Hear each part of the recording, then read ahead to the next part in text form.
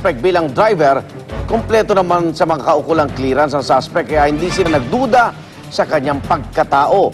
Darito ang report ni James Velasquez. Tanging mga larawan na lang ang iniwan ni Andy Emutan, driver ng isang negosyante sa Makati City, matapos siya tangayin na sasakyan ng kanyang amo at pera nagkakahalagang 2 milyong piso noong Sabado. Kwento ni Karen, di niya tunay na pangalan, inatasan siya ng kanyang amo na mag-withdraw ng pera sa bangko para sa kanilang pawn shop business, kaya may dala siyang ganoon kalaking halaga. Pagbaba niya sa sasakyan sa isa sa kanilang mga sanglaan, laking gulat daw niya nang biglang pinaharurot ni Emutan ng minamanehong Isuzu Crosswind na may plakang POK 681. Bago nangyari yun, nung marunod siya, medyo kakaiba na ba yung kilos niya? Opo. Mabilis po siya magpatakbo nun. Mabilis po siya magpatakbo. Hindi naman po siya mabilis na kagaya nung dati. Agad raw na lumapit ng mga biktima sa Delta Employment Agency ang ahensya kumuha kay Emutan bilang driver. Pero lahat daw ng contact number ni Emutan at ng kanyang mga kamag-anak hindi na makontak ngayon. Gate ng Delta Employment Agency, wala naman daw kahina-hinala noon sa suspect dahil kompleto ito sa PNP, NBI at barangay clearance. Nakahanda naman magbigay ng pabuya ang mga amo ng biktima sa kung sino man ang makapagtuturo kung nasaan si Emutan. Auntie, bumalik ka na kasi kawawa din yung pamilya ko. Kasi sa akin pinagkatiwala yung pera na yun eh. Kaya kung maaari maawa ka sa amin nung kasama ko. Para sa Unang Balita, James Velasquez reporting.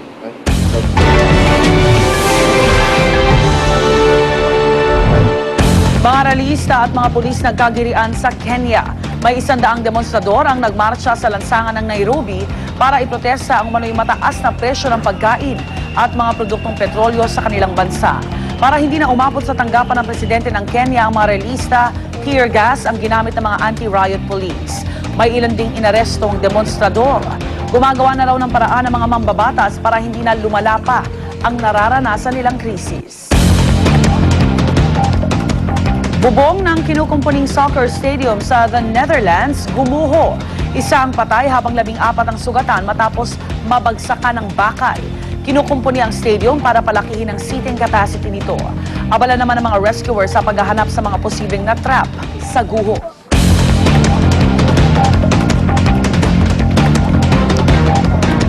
Oras na para sa unang chika. Darito na po si Luan D. Luan.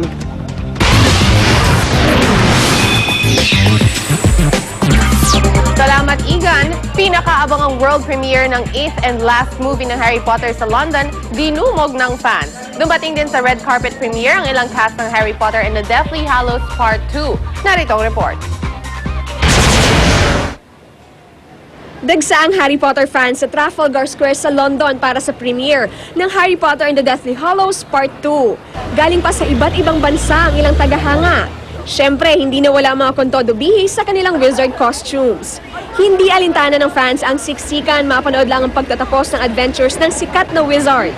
And I'm sunburnt from Monday and Tuesday when it was really hot, and now I'm absolutely soaked from when it rained last night. So, English weather. Wouldn't change it for the world. I've been here since 6 o'clock Monday, and it's been really good. There's a lot of camaraderie. Everyone's Harry Potter fans, and it just brings us all together. It unites us, and there's such a great atmosphere, and this is what it's all about. Habang umuusad ang araw, mas tumataas ang excitement ng fans. Pero bigla itong sinalubong ng ulan.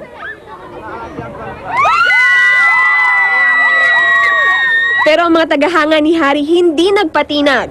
Tiniis na mabasa at sumukob sa kanilang mga payong para lang mahintay ang pagpapalabas ng pelikula. Yeah, I'm absolutely drenched. I could wring my clothes and it would be pouring everywhere. Definitely. It is pretty miserable, but I mean, it's all worth it in the end, so it doesn't matter. And it's the last movie, so it's the last chance to see the stars. Tinatayang aabot sa 10,000 fans ng pelikula ang dumagsa sa premiere. At para makumpleto ang Harry Potter experience, dinasenyuhan pa ang lugar para magmukhang Diagon Alley, ang fictional shopping street ng mga magician sa istorya. Ilang saglit pa, bumuti na rin ang panahon na sinundan ng isa-isa ng pagdating ng cast ng movie. Nauna rito si Rupert Grint o mas kilala bilang si Ron Weasley, na isa sa 2 closest friends ni Harry. It's just unbelievable. I mean, it's one of those moments that I think I'll kind of never forget. I mean, it has been quite an emotional week, really. Kasunod lang niya ang isa pang kontrabida sa buhay ni Harry, si Draco Malfoy na ginampanan ni Tom Felton. Yeah, it's very sad that obviously we're coming to an end, but we're excited to end on such a high note, end final chapter as good as this one. Present din ang isa sa mga kaibigan ni Harry sa film na si Luna Lovegood, na ginampanan naman Evanna Lynch. I was really nervous getting ready for this, watching on the news how many people are here, but this is really nice. We have a lovely reception. Sa last movie, mapapanood ang pinakaabangang pagtutuos ni Harry Potter at Lord Voldemort. Since the first film, kumita ang franchise na mahigit $6 billion o humigit kumulang 261 billion pesos. Para sa unang balita, Victoria Tulad, reporting. Samantala, glow-in-the-dark painting ni Prince William at Duchess Catherine kasama si Princess Diana isinapubliko na sa California. Pinasinayaan nito ilang araw bago ang pagbisita ng royal couple sa Amerika. Gamit ang gintong dahon at metallic paint, nagningning ang imahe ni Princess Diana. Ibinebenta ang painting sa isang gallery sa Beverly Hills at ang kikitain mula rito, idodonate sa 3 charities. May mga chika pa ako mamaya, kaya dyan lang kayo. Balik muna tayo kay Igan. Salamat Luwan, 24 oras, saksi at ilang pang public affairs program ng GMA7 pinarangalan sa 32nd Telly Awards sa Amerika. Narito ang report. Pinarangalan sa 32nd Telly Awards sa Amerika mga news program ng GMA na saksi at 24 oras. Absuelto, yan po ang desisyon ng Korte Suprema kay Hubert Webb at Nakuha ng inyong Liga ng Katotohanan ng Bronze Award para sa coverage ng pag-absuelto ng Korte Suprema sa mga nahatulan sa Visconde Massacre case. Bronze din na nakuha ng 24 oras para naman sa coverage ng pananalasa ng Bagyong Juan. Ilang public affairs programs din ng Kapuso Network ang kinilala.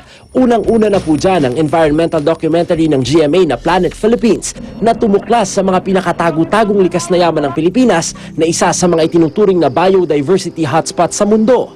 Nakuha ng Planet Philippines ang pinakamataas na parangal, ang Silver Award, para sa kategoryang Nature and Wildlife. Tanging GMA Network lang ang nakakuha nito para sa Pilipinas ngayong taon.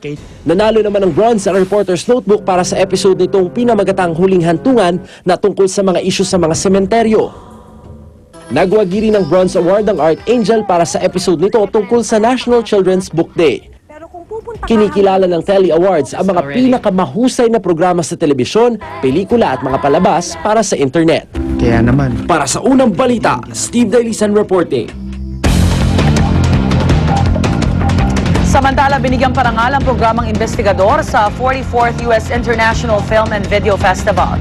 Tinanggap ng investigador ang Silver Screen Award para sa TV News Investigative or Special Reports category dahil sa episode nitong pinamagatang Smuggled Pinoy.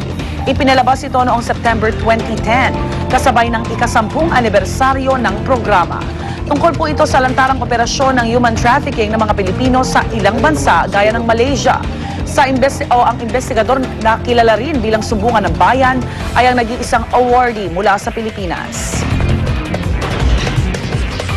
Ang pangarap ko, ewan ko kung makakatotoo yun, no, sa henerasyon namin, no, kung buhay pa kami noon, is yung mga programa tulad ng investigador, hindi na kailanganin. Ibig sabihin nun, hindi ba? Ibig sabihin nun, wala nang aabuso, nang lalamang, nang loloko. Thank you, US Film and Television Awards. Hindi namin kayo tatantanan. pakibalita tayo sa latest sa traffic mula kay Lab Anyover. Lab.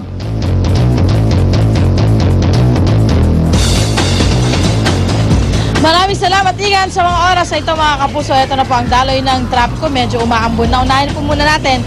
Ito pong kahabaan ng Quezon Boulevard. Makikita natin magkabilang lane. Wala pa ng masyadong problema. Kahit na po ngayong araw ay pagdagsa ng mga deboto dyan po sa may Quiapo Church. May konting problema doon lang po sa may gilid mismo ng Quiapo Church. Pero itong Quezon Boulevard, walang problema. Via GMA Traffic System, makikita natin na magkabilang lane ng EDSA Balintawak na napakabigat na ng kanang bahaging lane patungo ng Makati area. Ang kaliwa patungo ng Monumento ay tuloy-tuloy pa rin. Intersection po ng McKinley and 26th Street. Makikita ho natin, mga kapuso, yung pong kaliwa ay patungo ng Bikutan, ang kanan ay patungo ng C5. Pareho pa naman pong tuloy-tuloy at walang problema. Sa may EDSA Kamuning flyover, over sa kapangitan ng daloy ng traffic itong kanang bahaging lane dahil halos hindi na gumagalaw itong mga sasakyan hanggang makababa po sila ng EDSA Cubao. Pero yung mga patungo po ng Norte at Monumento, wala naman hong problema. Ngayong araw may coding tayo. Mga plaka ho nagtatapos sa numbers 9 and 0. At yan po muna ang aking update sa ating mga kalsadahan at katrapikan sa Metro Manila. Ako pa rin po nag-iisang reyna ng kalsada, Laban Juvers. Mga dyan, and everything. Balik sa'yo, Indian. Maraming salamat, Love. At ang hirit namin mamaya, isa sa 4 na pumugang preso sa Pateros Police Station noong Hunyo, nahuli na. Pampasaherong bus na disgrasya sa EDSA Quezon City. Abangan yan at iba pa sa unang balita mamaya.